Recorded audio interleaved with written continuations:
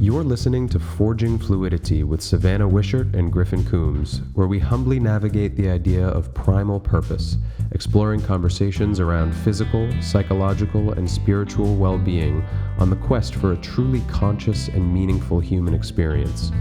I'm Griffin, and my co-host is Savannah.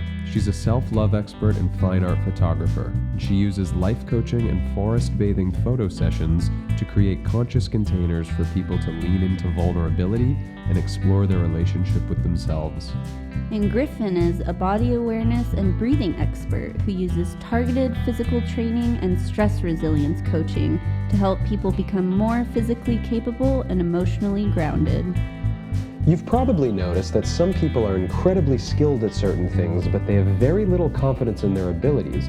And on the other hand, there are plenty of people whose actual skill level is lagging far behind their inflated belief in themselves. In this episode, we're exploring where we fall on the spectrum as we reflect on our varying levels of external competence and internal confidence, and what it might take for someone to eventually achieve a healthy amount of both. What causes imposter syndrome? Who decides how skilled we really are? Why do some of us default to assuming other people have it more figured out than we do? And how much evidence do we really need before thinking highly of ourselves comes naturally? From romantic relationships to careers, from public speaking to creativity, this organic, unrehearsed conversation is just the beginning of a much bigger topic that we can't wait to continue exploring with you. All right, here we are, another episode in season 2. So I guess we're doing seasons. This is our comeback season after our hiatus. We were just talking about some thoughts for today's episode about self-confidence, self-love, competence, and the relationship between that, but also like false confidence, arrogance. Where do you draw the line? And where do the two ends kind of meet of like being competent and able to do stuff, and then your inner world of confidence and how you feel about yourself? I think I've seen like every combination. If you were to say confidence and competence, if we were just to like call those like two ends of the spectrum, like competence is your actual external capability level, and then confidence is your internal feeling or view of yourself. Like you could have like low both, you could have high both, you could have high of one, low of the other, you know, and which of those is, and I think, I don't know, it might be helpful to start, because we were just talking about how do we organize this conversation, and then we just hit record. So we want it to be a little bit more organic as we work through this. So it could be helpful, I just thought of this, like to go through these kind of like 4 quadrants and see, you know, maybe if you're listening, you might peg yourself in one of these quadrants and be like, okay, yeah, I guess I'm like high confidence but low competence, which doesn't really make sense, but that's just an idea of like, well, I don't think anybody would like peg themselves as that, but like, you know, maybe I'm low confidence or something like that. So like, if you were to view this in terms of quadrants, if we were to start with like probably the healthiest and where we all want to be would be high both, right? High competence and high confidence. Do you think that you've ever been there, or that you're approaching there? I think we like are there in different areas of our lives, like, but is there an area of life where you feel like you're competent and confident? Yeah, I think that I love the focus on breaking it into 4 quadrants as a visual aid, I think, at least in my imagination, and probably for those who are adept at visualizing things. But I would say that it definitely varies on the different areas of life, because I've not been the most confident person. I feel like I've usually been, throughout my life, had a lot of competence for the things that I've done, which has been just reflected in like work ethic at school and a focus on getting good grades when I was younger, and then running a business and all of that. And confidence has not always been there, especially like physically, which is what people will know if they've looked at my work with my self-portrait photography and all of that story. But I feel like I've been approaching confidence and competence with relationships for a while. There was a moment a few months ago when I was there's a moment a few months ago when I was figuring out stuff after a breakup, and someone approached me and they were like, "Oh, you're still healing, and do you feel like you could be ready for like dating again?" And I thought for a while about it, and I just went internal and asked myself, like, well, what does it mean to be ready? Like, how many boxes do I need to tick to reach this point of readiness, this perfect kind of launching pad? And I thought, well, I feel like I've been ready for like a few years now, despite the static of everything that has happened with the relationship ending and the healing from that. But at the core of it, I felt like, I've done a lot of work around relationships and communication, and I've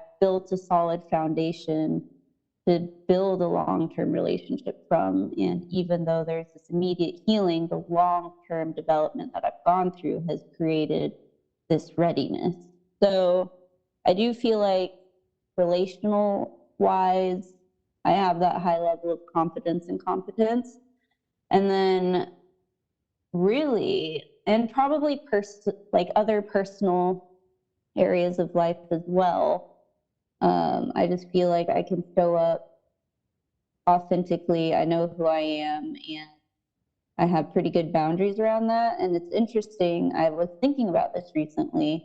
Like, oh, I feel like so solid in the root of who I am. And there's these ways that I'm struggling with connecting it to service or my work that I'm curious to like, oh, like this is a big hurdle for me, and why is that? So yeah, that's my long answer to your question. But I wonder if you feel similarly. And I know too, like for anyone who has listened to the previous episodes, I think we both talked about imposter syndrome and struggling with that as coaches, and also me as a creative, and just like we we have really had to work hard to build that confidence, which I think both of us on the outside look like we probably just have been born with confidence, because we're very disciplined in what we're doing. We're very driven. We have a lot of goals. We focus on our health. But both of us have had to work from pretty much nothing to get to this point. Yeah, that is, I wonder if you, I know you just asked me a question, but before we veer off from what you just said, there's so much awesome stuff there. And I'm just wondering, like, if you go back to the relationship example of where you feel confident and competent, do you think one came before the other? Like you said that the experiences you've been through lead you to a confidence in being able to handle it now. Was there ever a time where the confidence had to precede going through something actually? Did you say the competence had to precede or confidence? Yeah, two poor choices of words for a podcast with no chicken visual. or the egg? Yeah. Well, that's kind of the whole like question of the whole thing is like so inner confidence. Did that ever have to precede actually going through something and developing competence and experience? Or do you feel like you weren't confident and then you had to realize like, okay, I've actually been through a lot and can handle myself? Yeah, definitely. I would say the competence came first. And I can see that in the last few relationship sort of things that I've had, is that I had an ideal of oh, this is how relationships work. And I've worked with clients with their relationships, and I've gone through training programs to work on my communication and read books. And I would then go into these relationship containers, and I would always put this person on a pedestal at some level and think, oh, they're so successful in this area, and they're so evolved in this area, so they must be great at communication and relationship work. And then when that wasn't the case and the dots didn't connect, then I internalized that. I was like, oh, I'm wrong. Like, this is my fault, and I've been wrong all along, and my standards are too high. And it just took a few cycles of that for me to suddenly realize, like, oh, like, I actually have been working on these skills at a high level, and it's not me that is the problem. And so I had the competence because I kept myself in these training programs and kept doing the work on myself. And then my confidence was squashed down by these external variables. So it definitely was a commitment to doing the work and then working through gaslighting that made me not see it, and then coming out to the other side and seeing, oh yeah, like, I actually know what I'm doing here. That makes sense. Thank you for clarifying that. Yeah, you mentioned imposter syndrome. I think imposter syndrome is, I mean, that's what it is. It's external competence without internal confidence.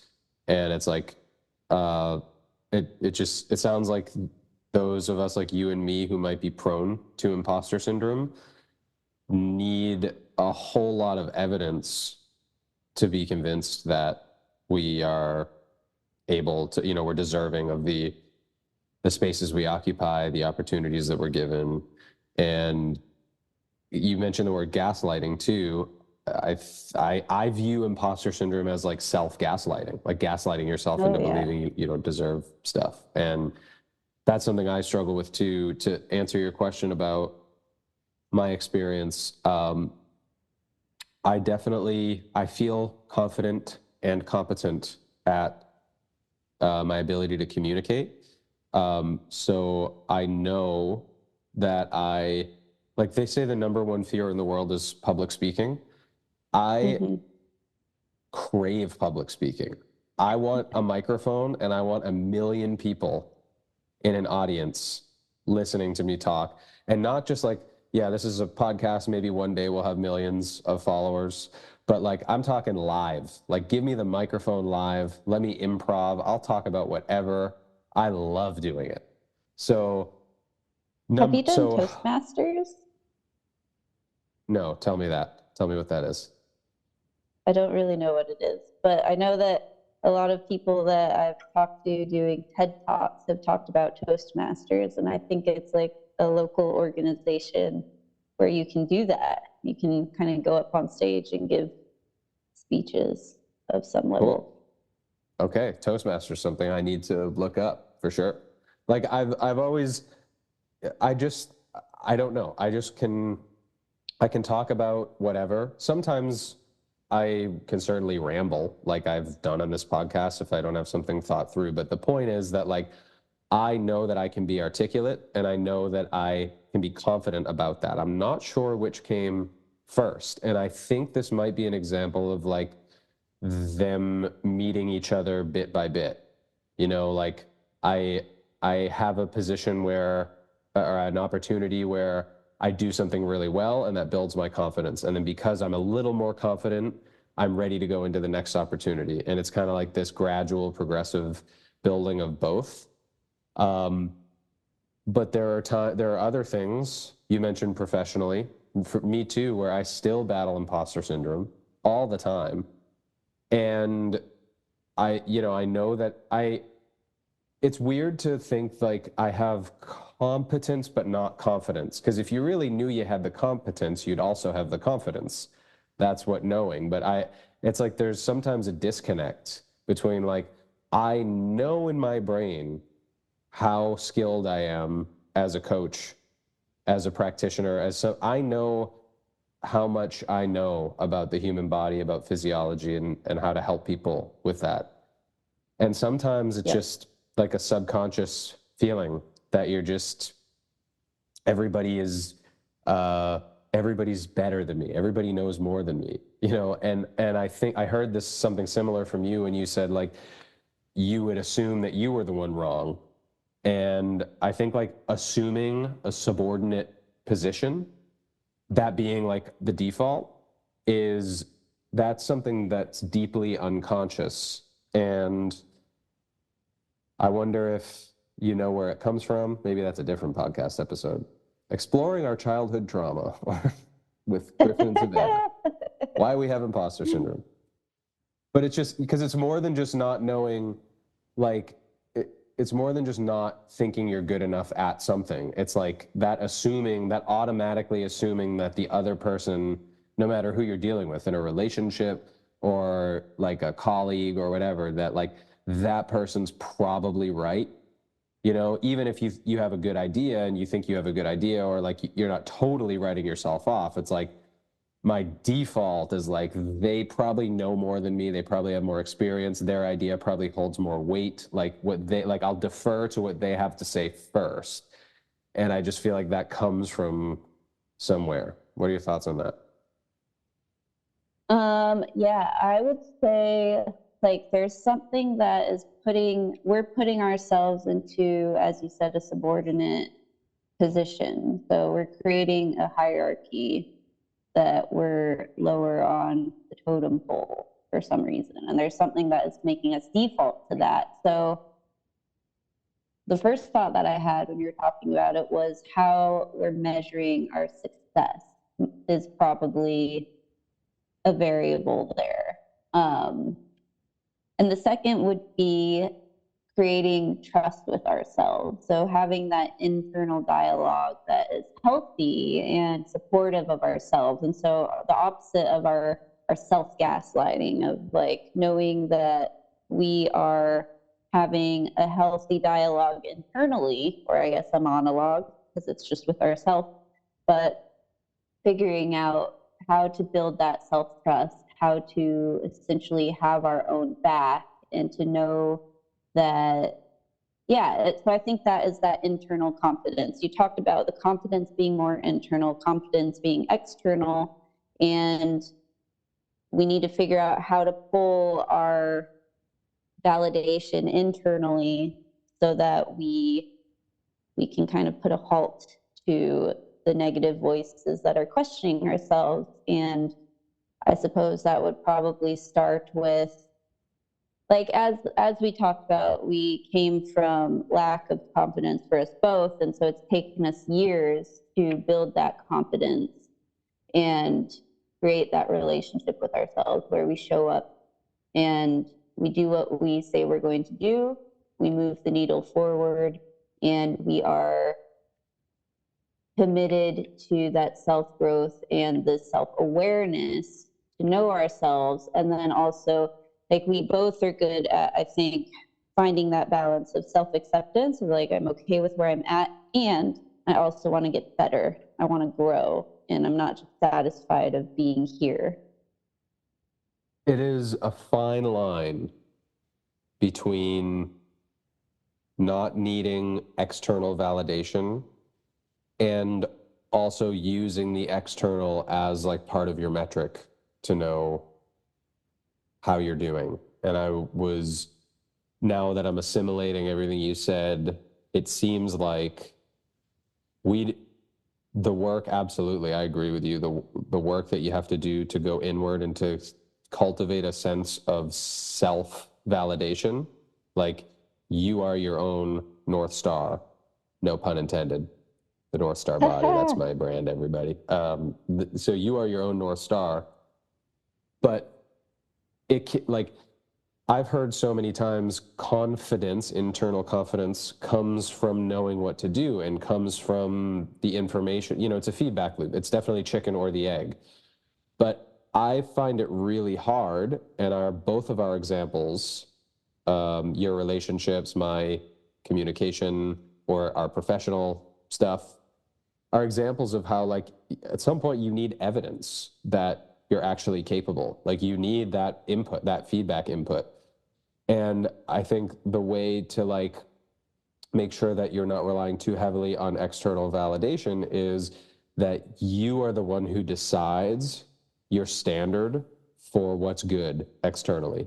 So, for example, if we were to use speech, let's just stick with communication. So I'm going to go speak in front of 1,000 people, and I want to use, if that speech was good, that's going to be feedback for me to develop confidence, more or less confidence, perhaps. I mean, I think even if it sucks, if we have the right mindset, we can still develop more confidence with that, our ability to work on it and make it better and whatever for the next time.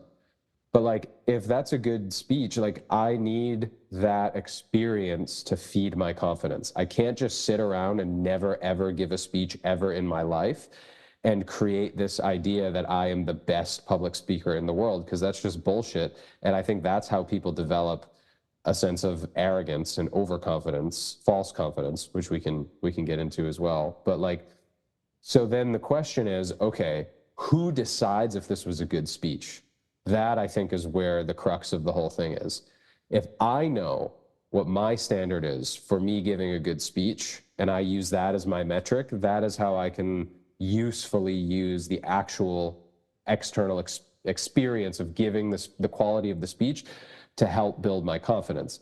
But if I let other people decide, if I haven't even decided how I want to give a speech, and I just rely and wait on people to say, that was an awesome speech, great job, wow, you were awesome, and like that is what's feeding my confidence, then we're relying on external validation, which is different than relying on external evidence, because our evaluation of that evidence can still be internal. It can still be based on our compass. Does that make sense?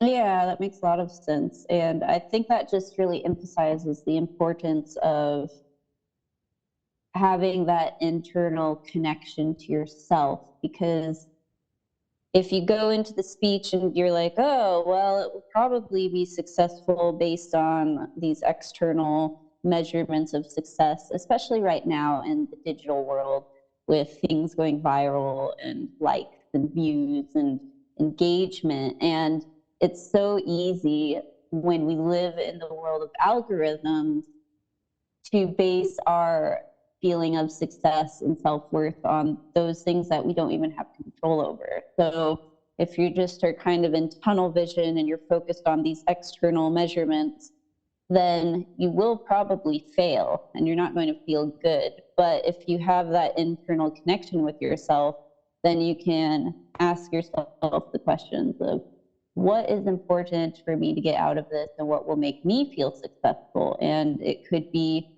even just how you show up with confidence. Like, did you show up calm and collected and maintain your sense of cool when it felt nerve-wracking to be in front of 1,000 people? And did you get positive feedback from a few people, a handful of people, or things like that? So figuring out the things, like I was thinking of it as being connected to your own core values of like, what is really important to me in this case, and how do they apply to how I'm going to feel success in this instance. Yeah, that's brilliant. Then that's like, I guess that's going one level deeper of how you would measure. Like, what's your metric? Is your metric linked to, because yeah, what I was saying is like, you could figure out what a good speech is and then you decide. But what you're saying, I think, is, well, how do you even decide what a good speech is? And that has to come from your core values. You go a level deeper and say, like, this is okay, a good speech, for somebody who is too rigid and their core value is like, they have a core value of like adaptability and whatever, and they need to work on more of that, then maybe a good speech for them is something where they free flow a little bit more, or they're not so in their head. And that could be really different in the way it feels. Like, if they don't do that, if they don't stick to their core value and they give a very rigid, pre-planned speech where they don't feel like they're actually tapped into whatever they want to tap into, doesn't matter how many people think it was a good speech, well done. It's like, if you know deep inside you that you are suppressing something that you know you need to do, you know, it's like, it goes back to the integrity we talked about a few weeks ago. So I like that. I like that idea. And I think confidence can come from integrity too. It's just like, if you know, like, if you're, we've talked also about keeping promises to yourself. It's all kind of similar, where it's just like, that's how you develop an internal compass, is like, am I doing what I know I need to do? Am I measuring this by the metric that I know is the right thing for me? And not being tempted by what other people think is great, even if a lot of people do think it's great. That would be, I guess, selling out, right? Like you said, the land of influencers. And it's hard. It's hard having sort of imposter syndrome, and at the same time having really high standards for yourself, because you just widen the gap that you're trying to cross. It's just like, I don't believe that I'm good enough, and yet my standard for good work is like way, way, way up there. So it's like, will I ever feel like I'm achieving? And so sometimes looking at the external as a metric can be helpful. Like, if you have imposter, I do this a lot. Like, it's really helpful for me to just look at people who are really successful and suck. They're really successful and they're not even close to as good as I am at whatever else. And it's just like, it's not in a negative way, you know. It's like, we would never make fun of a specific person publicly or shame them or whatever, but just for your own input. You know, it's just like, when you get down on yourself, when you're like, what am I doing wrong? Or like, I'll never make it, or I'm, you know, you just don't feel like, you feel like an imposter. It's like me as a breathing coach, a breath science practitioner or whatever, who I'm surrounded by people who are so accomplished in the field and so knowledgeable, and I'm learning from some of the best. And it's like, that becomes the measure. And sometimes you got to zoom out, and you just got to go type in breath work and go on Instagram and watch a reel of somebody just being like, I'm just going to tune into the breath and thank your breath for being a breath and for keeping you alive. And like, that's breath work. And I'm just like, oh my God. Is that not good? Hey, it all does start with breath awareness, tuning in. That's an important skill to cultivate. Definitely. Physiologically true. However, I'm just like, this people are making money off of this really rudimentary stuff. So it almost becomes a task of like simplifying, instead of trying to add more to your toolkit or whatever.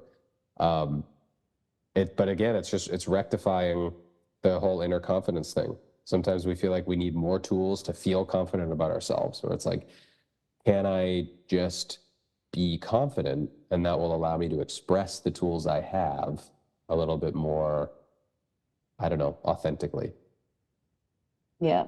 Well, and this is kind of coming back to the beginning of our conversation, when you said we can look at these 4 quadrants, and your example is like, oh, maybe you'll put yourself in the box of having high competence and low confidence, but probably you won't do that. And I was just thinking exactly of what you just said, of the people who are so successful and they don't have great work, and or they're doing it completely wrong or whatever, and or at a low standard. And those are the people who they just kind of, they show up with that false confidence, I think, and they're able to charge so much money, and it's just because of, I don't know, their ability to sell and how they carry themselves, and they put off that confidence.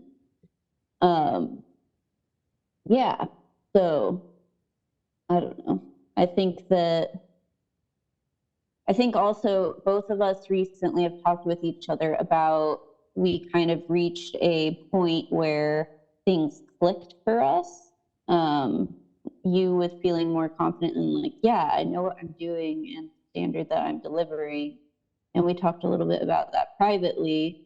And maybe you can kind of elaborate a little bit on that for our listeners of what the breaking point was, because you have so many qualifications and certifications, and then there was just this aha moment. Yeah, I don't even remember what the aha moment was. I don't think there was one, but I think there was like a small period of um, moments that kind of added up to a little period of time that kind of shifted. There was definitely a shift within me. And it again came back to evidence. It came back to doing it more and giving myself more opportunities to be successful. And it was like this push pull of like fitness coaching, movement coaching. Like the type of coaching that I do is very detail oriented.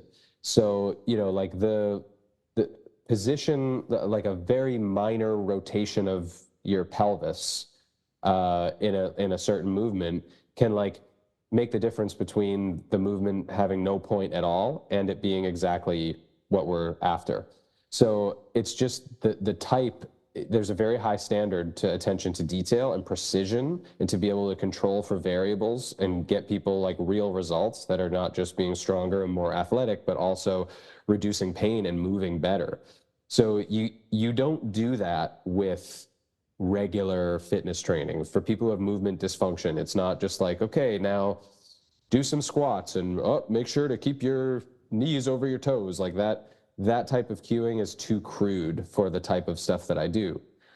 What I want to be is one of the best in the world at that, and I'm on the path. And there was a time where I just, again, surrounded by so many people who are great at that and low in confidence about it. So what did I do? I gave myself more opportunities to practice. I said, even like, what if I find some opportunities to do some free stuff? What if I teach some people movement for free, or I do a workshop for free, just as almost like you do when you're a brand new coach, or like when you're student teaching as a teacher or something. I used to be a teacher. And so like you just, you know, you do it for nothing and you do it for the experience. And although I've been coaching for years, I was just at a point in my confidence level where I needed to like recharge my evidence from my own experience of doing it, to remind myself that I'm a great coach. So I just started coaching more people. I forget what I don't know if I did a couple free workshops or whatever. And I took on a new client who was just the right type of client at the right time, who gave me the opportunity and continues to work some of the more detailed stuff. And that experience itself, that external competence showing, like, I was like, I am good at this. I am having success. We're seeing results. It feels good. I'm in flow. I don't have to burn myself out or kill myself just to achieve standard results. I'm achieving excellent results, and I'm doing it in a way that's enjoyable and natural. And I was just like, this feels good. I'm supposed to be here. I'm supposed to be doing this. I am good. I can offer this, and I can put myself out there, and I can say, I get you results, because I do. So yeah, I needed that reminder. And as I speak about this, it's almost like, I kind of like this analogy of like, it's a battery. Like sometimes we have to recharge our confidence with demonstrate or evidence of our competence. But yeah, that's my answer to your question. It wasn't one moment, but it was just this kind of period of recharging that.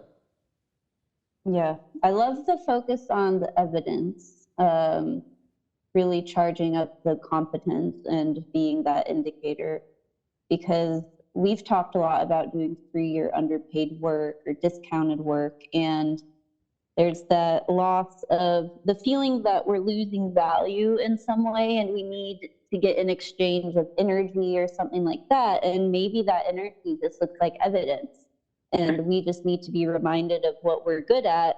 And I also think of it almost as threshold training, of you need to push yourself beyond your limits a little bit and then pull yourself back, keep pushing and then pull yourself back. And then, as with any kind of physical training too, we need to bring ourselves back to level one of our foundation. And revisit the basics. And the basics might be just putting ourselves in front of the general population when we've been around people who are experts in the world. And there are also these different levels. Like here in Bellingham, everyone is an outdoor sport person at like a super high level, and everyone is, or at least it feels like every day everyone is out on a hike or out snowboarding or out mountain biking, and there's never any time to actually be an adult. And so I have to bring myself back to, okay, what is normal? And normal doesn't exist here. So I have to think of like, what would I be doing if I was a person in the Midwest or something? Like, this is such a luxury to live in a place like this and to be around people performing at a high level. And so it is helpful to bring ourselves back into, not to like put a label on it, but a lower level of something to remind ourselves of where we're at in life, and to give ourselves a little bit of a more realistic scale of where we're at in the world. That's really well put. Yeah, reference points. Yep. And I think too, I mean, we've had similar journeys, I think, recently with getting to this new level of competence as well. And now that you've put the word evidence to it, I can see that in my own work, and me stepping into a more defined, narrow expertise of the self-love coaching and creating those spaces for people, is that I also took some steps to do some discounted work for people, and that was the kind of the breaking point where I was like, oh yeah, I'm good at this. I can make people feel comfortable, I can celebrate them, and they leave feeling so great and transformed. And getting that verbal feedback then gives me the confidence to move forward with it. Whereas without that confidence, and maybe this has been the same for you, like I can't narrow in on something and really focus on that expertise, because it's that same internal gaslighting. And I'm like, oh, well, maybe I'm not that great at this, so I should also do this, and I should also do this, and I should have my eggs in 20 baskets, instead of being like, yeah, I'm going to make this one thing work, and being fully committed to seeing it through to the end. Powerful. That is an angle definitely worth exploring, of like why somebody might put a bunch of eggs in one basket.